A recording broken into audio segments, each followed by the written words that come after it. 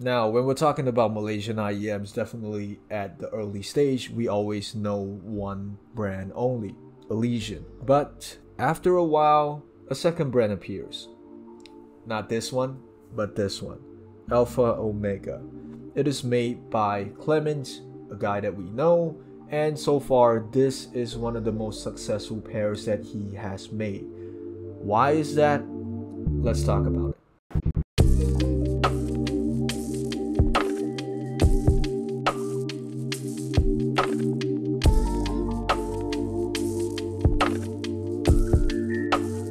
This is the Alpha Omega Ra. It retails at around 550 to 570 US dollars. Before I begin, just want to say thank you to Edmund for actually lending me this pair so that I get to test this thing out. As well as again saying thank you to Clement for making this thing as, you know, a way to show us Malaysians being capable to make such amazing strides in the global community. So like I said, this is a tribrid. It is made of 1 DD, 4 BA, and 2 ESTs. As it is, usually when people are looking for stuff that is a little bit more complete, you will want a range of drivers to be able to do certain characteristics. And this thing is a tribrid, which theoretically will sound like what you would think. We'll get into that, but just a very short intro before the sound quality part. Sadly, Edmund didn't give me the box to review, so I cannot give you an unboxing experience.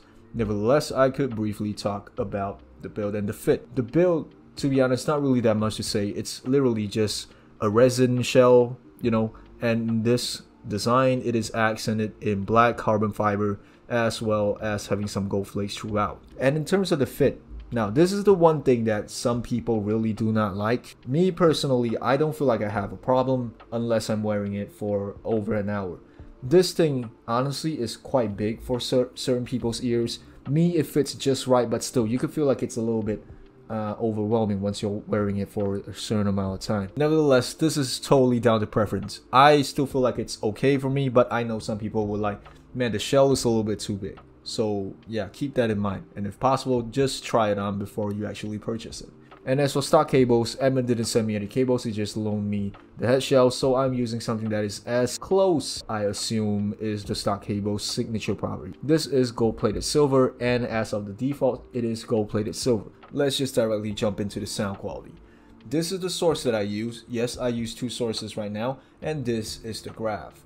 Now, in general, the Alpha Omega Ra is a V-shaped IEM, definitely, but as you can see in the graph, it is definitely more accentuated in the bass. And overall, mids and up, you could totally feel like everything is a little bit more smoother rather than crispier in this sense, which makes a very weird combination considering the fact that you have ESTs. But regardless of that, y'all know at the end of the day, I don't care that much about tech specs. I just want to tell you about how it sounds, and if it's good, it's good. Yeah, let's just talk about the bass. The bass is very elevated, as you can see in the graph, and it translates directly to how you are listening to it. The sub bass is definitely the most pronounced out of everything, making it sometimes feel like a little bit too much. But on something like the Kensei, it definitely tones down a lot. And on the M15, it feels a little bit more bloated. Not saying that the M15 can't control it, but mainly maybe the M15 doesn't have that much DSP towards it. But nevertheless, very bass focused IEM for sure. Sub bass is very apparent, sub bass is very rumbly, but you would expect something like this to be tight. It is, I would say, more wobbly than I was expecting, and it might sound darker on initial impressions, but not too dark, just a little bit. Lower bass and mid bass at this point feels like it's being a little bit subdued by sub bass. You will feel like, you know, the low and the mid bass is a little bit more of an accompaniment to the subs. But definitely that one is very subjective to what kind of songs you are listening to. And for how the lower bass and the mid bass sound, it overall sounds more elastic, it sounds more loose, more bouncy. And just by saying all of this, don't expect it to be very tight. Don't expect it to sound one of those very good transients. It's supposed to sound loose in this way, because overall this is a very relaxed pair, which will make more sense when we talk about the mids. Kicks sound airy enough and punchy enough,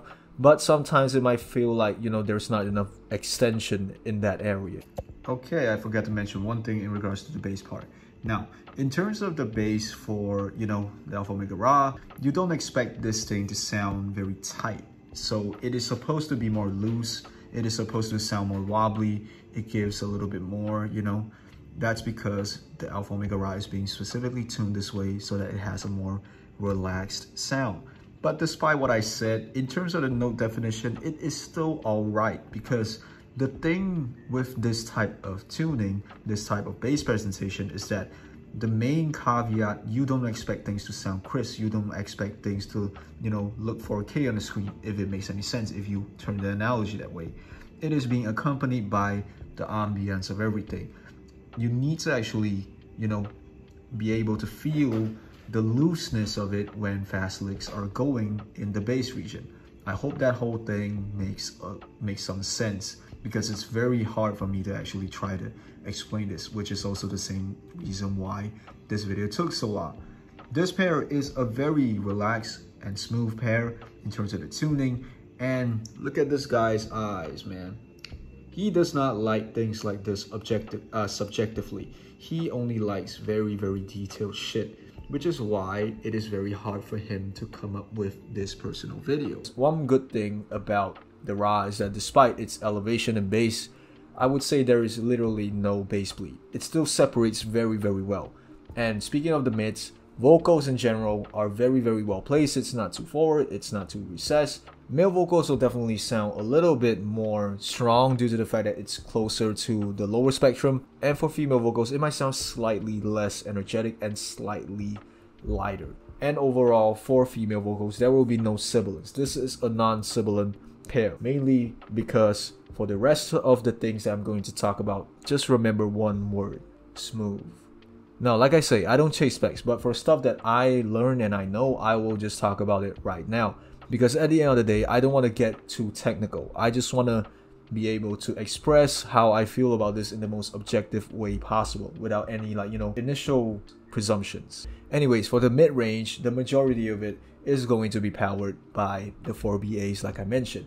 And for the BAs, it is from Sonyan. But from that specific brand's BA, it is more famous to be, you know, more smooth. And for the mid-range, every single instrument that is playing overall is quite smooth.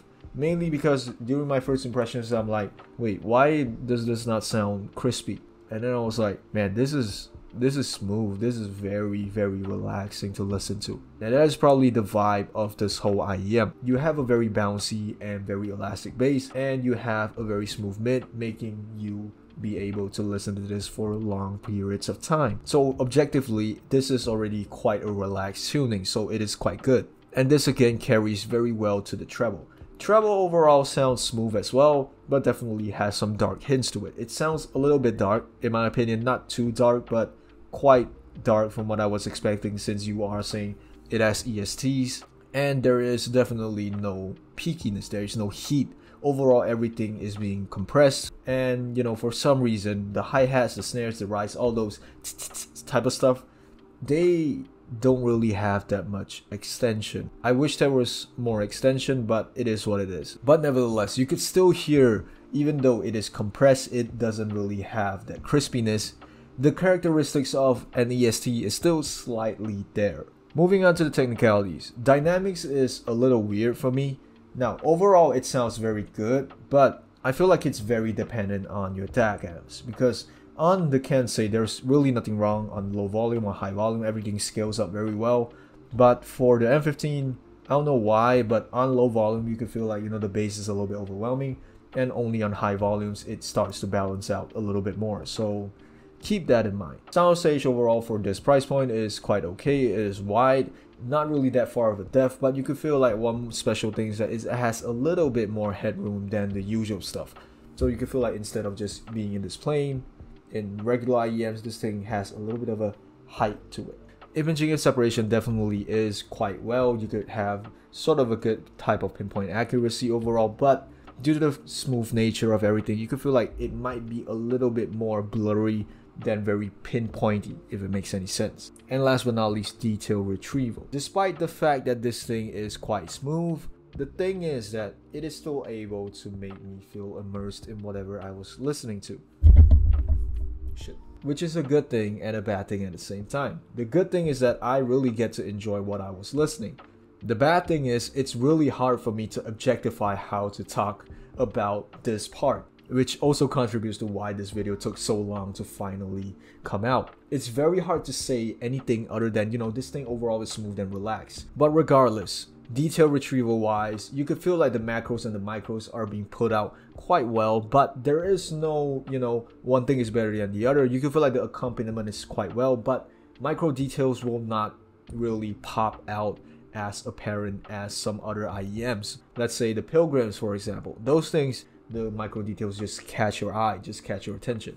This thing, everything just takes a backseat. The macro details are playing and the micro details are just supplementing the main parts. You will never feel like it is going to be too aggressive because, like I say, at the end of the day, the Alpha Omega Ra is catered towards people who wish to have a more relaxed tuning for a prolonged amount of listening. Now, this tuning has its market, and from what I know, this is like the most successful pair that the Alpha Omega company has ever put out so far. Let's just wrap this up. This is a V-shaped IEM. It has elevated amounts of bass. Not the best, but you could say it is quite enjoyable. Same goes to the mids and the highs. If you really are not a detail whore as me, you would definitely enjoy this pair for a prolonged period of time. And yeah, just do me one more favor. Go down to my link in the description. Just follow them on all socials. Give them some love. And if possible, give us some love as well from NOTBRAND. And with all that being said, thank you for watching. And I'll see you guys in the next one.